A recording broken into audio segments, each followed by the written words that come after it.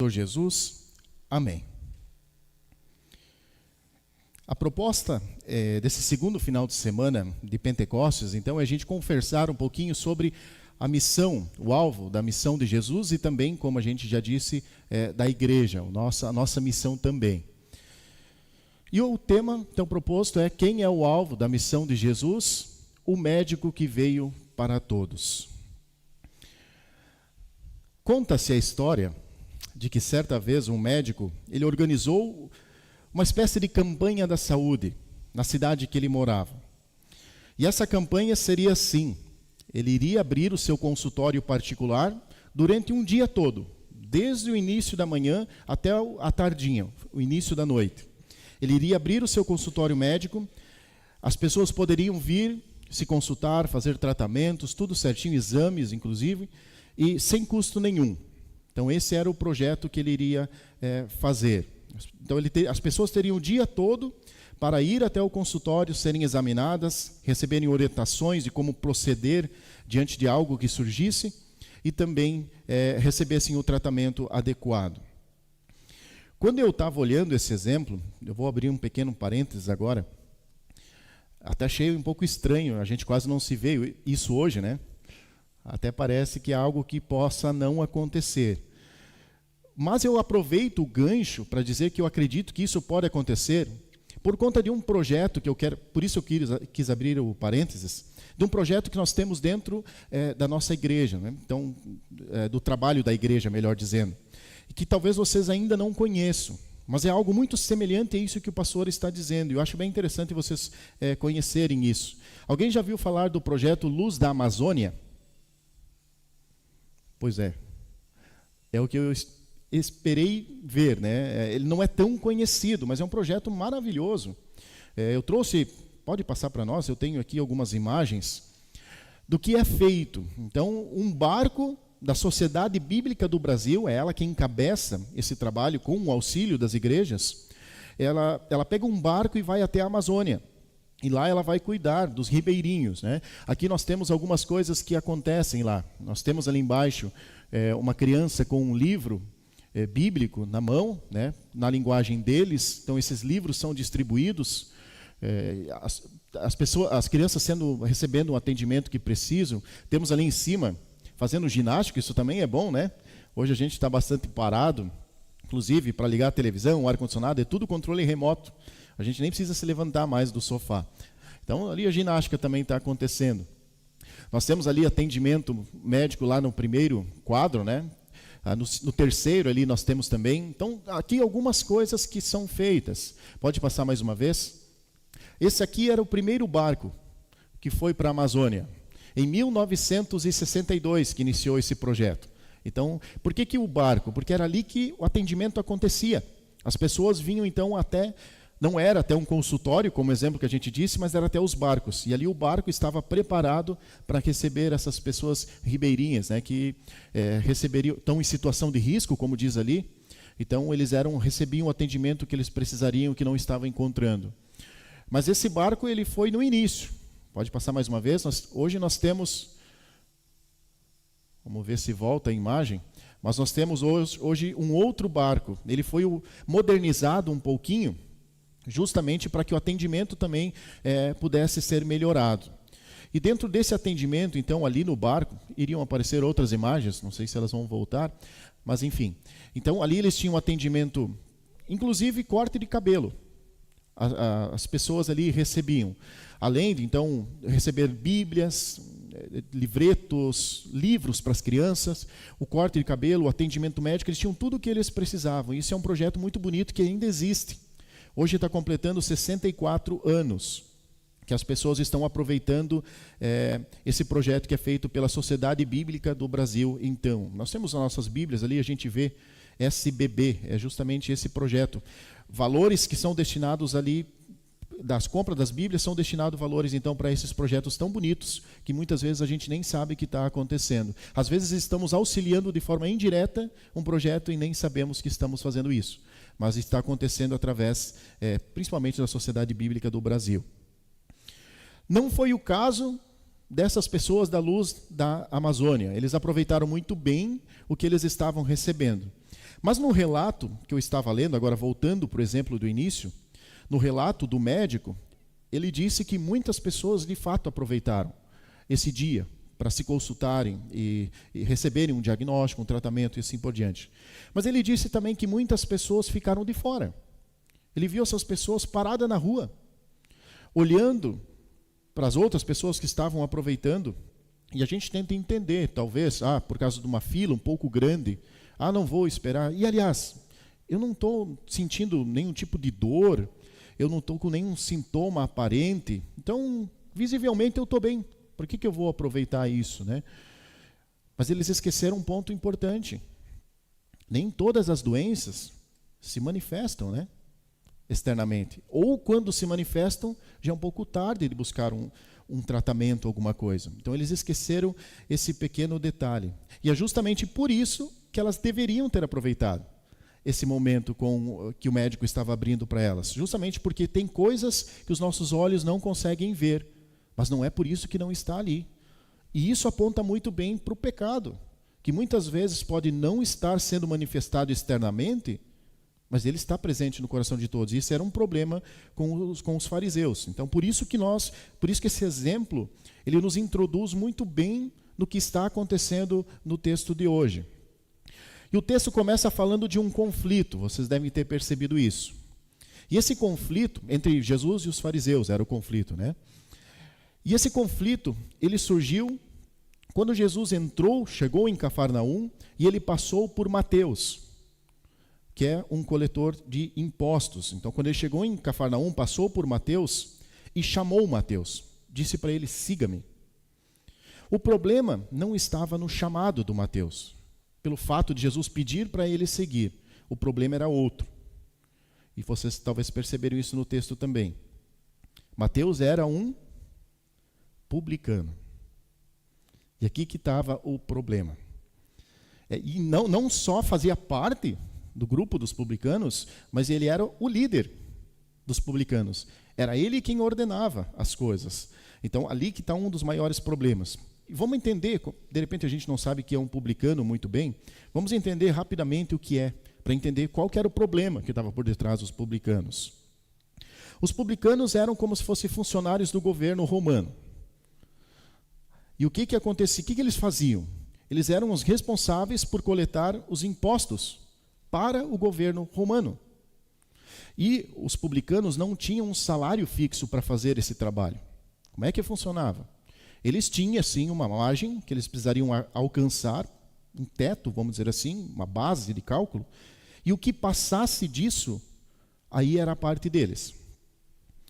Mas isso dá margem para quê? Quando eu coloco um valor e eu digo, se passar, é teu. Extorsão, né? Muito fácil surgir, ainda mais com o pecado dentro do ser humano. É muito fácil querer fazer isso. E era o que estava acontecendo.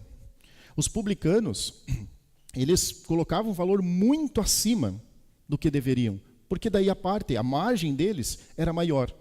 Então eles faziam exatamente isso, eles cobravam um valor a mais. E o que foi criando com isso? O ambiente de total repúdio, né? O povo odiava os publicanos, não podia ouvir falar o nome publicano naquela época. Então eles foram rotulados pelo povo como traidores do seu próprio povo. Em vez de auxiliar o povo, estava traindo o povo, cobrando valores excessivos. Então eles foram rotulados como traidores do povo e passaram a ser odiados pelo povo. E aí como é que eles viviam nessa sociedade com essa imagem que foi criado para eles? Para escapar então dessa marginalização que estava acontecendo, da humilhação que eles sofriam, e principalmente do refúgio que eles vinham sofrendo, o que eles faziam? Eles viviam afastados de todos os outros. Eles tinham o grupo deles e viviam entre eles, como se fosse um povoado entre os outros. Então eles viviam afastados das outras pessoas e também da sinagoga, que era a igreja da época. Por que é importante a gente lembrar desse ponto? Porque daí a gente consegue compreender o que estava por detrás da mente dos fariseus quando eles criticavam, né? Tentem imaginar agora, os fariseus olhando, Jesus se aproximando dos publicanos, acolhendo, andando com eles, chamando Mateus, que era o líder, que dizia o quanto era para ser cobrado, chamando esse Mateus para seguir Jesus, e depois indo para a casa deles, tomando uma refeição, entrando na casa e sentando-se à mesa com eles. Quando eles viram isso acontecer, aí eles não se aguentaram mais, os fariseus. E aí o texto diz que eles esperaram acabar o jantar que estava acontecendo entre Jesus e os publicanos, e aí eles chegaram não para Jesus, chegaram para os discípulos, né? Aí eles disseram: por que o mestre de vocês come com os publicanos e os pecadores? Então esse era o questionamento, esse era o problema. Como que um mestre que diz que vem da parte de Deus se mistura com esses pecadores? Essa era a questão. E Jesus ouviu o que foi dito. E aí ele mesmo vai responder, né? E olha o que ele disse. Um provérbio que era conhecido muito naquela época, e por nós também, a gente conhece muito bem ele. Os sãos não precisam de médico, mas sim os doentes. Essa foi a resposta, uma frase que resumiu tudo. Tudo que eles precisavam saber do porquê Jesus estava agindo, estava exatamente ali. É como se Jesus estivesse dizendo para eles assim: se eu sou um médico, eu deveria estar aonde? Onde vocês esperariam me ver? É com as pessoas sadias? Óbvio que não. É com os doentes. Então, por detrás disso que está a resposta de Jesus, que Jesus deu aos discípulos. E, aliás, ele não só mostra com isso que ele está no lugar que ele deveria estar, mas ele demonstra de forma concreta aquilo que Deus já havia pedido lá em Oséias, que nós lemos há pouco, lembram? Vão e aprendam, e ele cita, né, Oséias, vão e aprendam o que significa quero misericórdia e não sacrifício. É isso que Deus pedia desde Oséias, e eles conheciam muito bem. Por isso que ele fala, lembram lá do que Deus falou? Pois é o que vocês estão vendo aqui. Por que vocês estão me questionando? Tudo isso em uma frase. Jesus, para ver como Jesus era sábio nas suas respostas, né? E esse texto, ele está aqui no segundo domingo após o Pentecostes, não só para mostrar, e agora a gente já tem a resposta, quem e qual era o alvo da missão de Jesus, mas também para mostrar o quê? Quem e qual é o alvo da missão da igreja. Quem que são o alvo da missão da igreja? Porque a igreja, principalmente a partir do Pentecostes, é o início da caminhada da igreja. É justamente ali que começa a missão da igreja. A igreja é chamada, ela está encarregada de dar continuidade à obra que Jesus veio realizar. Mas para que a gente possa dar continuidade, nós precisamos saber quem era o alvo de Jesus. Qual era a missão de Jesus. E é isso que o segundo domingo está corrigindo. Para que a gente possa, então, começar de forma correta, fazendo aquilo que Jesus espera de nós. E o alvo de Jesus, então, é acolher, e esse é o alvo nosso, né, como igreja, é acolher, é conduzir os doentes a Jesus. Ele é o médico que veio para todos. E aí, quando a gente conduz as pessoas para Jesus, aí ele vai cuidar dessa doença tão grave que é o pecado. Por vezes, aí nós caímos, poderíamos até abrir mais um parênteses, em qual grupo nós caímos? Aqueles que estão aproveitando a oportunidade que o médico dá para identificar o seu problema, ou aqueles que estão para o lado de fora? Diz, mas eu não estou fazendo nada externamente que possa parecer pecado ou que possa ser errado. Nós temos aí um problema, né? E quando nós somos levados a Jesus, Ele cuida dessa doença tão grave que é o pecado. E essa doença está na nossa vida. E é um problema não só lá na frente, no futuro. Ou ela traz problema, o pecado traz problema só lá. Claro que não. Onde é que estão os problemas do mundo? Quem está por detrás disso? Do desentendimento entre casal, entre família. A criminalidade do mundo, quem que está por detrás disso? Se não é o pecado, eu não sei mais nada. Então o pecado está no nosso dia a dia, não está só lá na frente. Ele traz consequências. Alguém precisa cuidar disso. E Jesus quer cuidar disso. Mas o que acontece? Todos estão aproveitando para se aproximar do médico Jesus, para que ele possa cuidar disso? Não parece. Então, aqui está o foco da igreja. Pegar as pessoas e levar para Jesus. porque daí Ele vai cuidar disso por nós. Ele vai tratar tudo aquilo que o pecado traz, os ferimentos que ele traz à nossa família, na nossa própria vida, ao nosso redor, Ele vai cuidar disso por nós. E principalmente, vai cuidar para que isso não vá se agravando a ponto de trazer a morte eterna. E é interessante a reação de Mateus, que Mateus teve quando Jesus chamou ele. Vocês não acharam? Isso me chamou a atenção logo de cara, a reação que Mateus teve. Porque o texto diz que Jesus simplesmente chegou perto dele e disse para ele: siga-me, Mateus. Siga-me, só. E interessante que Mateus levantou e foi. O que normalmente nós esperaríamos ver? Tá, Jesus, espera aí, senta aqui, vamos conversar melhor. Eu vou para onde? O que eu vou receber com isso? Quais são os meus benefícios? Me fala primeiro, aí eu vejo se eu quero ir ou não. Mas não é o que a gente vê no texto bíblico. Mateus levantou e foi. O texto é muito claro quando ele disse isso. O ponto é que Mateus ele viu algo diferente que ele não via antes. Ele não encontrou em ninguém mais, nem nos líderes religiosos que eram os fariseus. Ele não encontrou essa atenção que Jesus deu para ele. Então, ele viu que a preocupação de Jesus não era assim: você tem que melhorar para que você possa chegar perto de mim e que eu possa cuidar de ti. Pelo contrário, Jesus, do jeito que ele estava, ele falou: vem. Ele não falou melhora e depois você se aproxima de mim. Esse detalhe é importante. Por isso que Mateus, então, ele deixou tudo para trás e ele deixou não apenas um posto de onde ele trabalhava, não apenas um estilo de vida que ele tinha, e nem só as vantagens que ele tinha através daquilo, mas ele deixou a sua segurança. Por quê? Vocês lembram o que os discípulos de Jesus faziam? Qual era a profissão deles? Os outros demais, a maioria deles? Pescadores, né? Então, se algo deu errado na minha caminhada com Jesus, eu volto para o rio, vou pescar de novo normalmente e pronto. Agora, Mateus não poderia mais fazer isso. O Império Romano não ia admitir que ele voltasse para o seu posto mais. A partir do momento que ele levantou da sua cadeira e foi, é para não voltar mais. A sua vaga ele perdeu. Então ele deixou para trás, inclusive, isso quando ele foi, né? No entanto, mesmo assim, ele viu naquele siga-me de Jesus, não apenas um simples convite que ele estava recebendo. Ele viu um recomeço para a sua vida.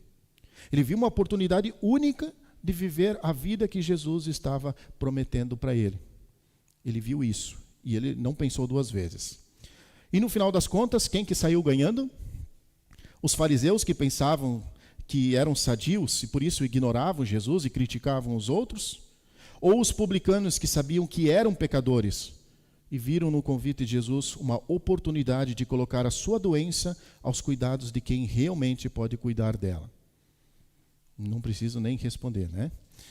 E assim acontece conosco.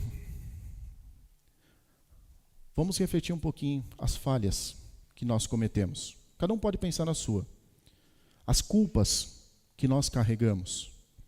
As dúvidas que esmagam o nosso coração.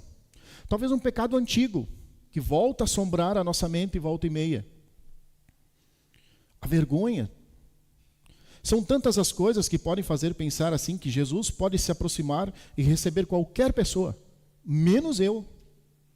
Porque eu faço muita coisa errada na minha vida. Eu não sou nem bem visto pelos outros. Nunca que Jesus vai querer se aproximar de mim. Nós temos esse risco. E o diabo embala para fazer com que esse pensamento aumente na nossa mente. Inclusive, o que mais pode fazer esse pensamento dentro do nosso coração? Fazer com que a gente mesmo nos prive de não vir mais o culto, de não participar da Santa Ceia. Ou vocês nunca viram isso? Eu já precisei lidar com isso, muito triste, gente.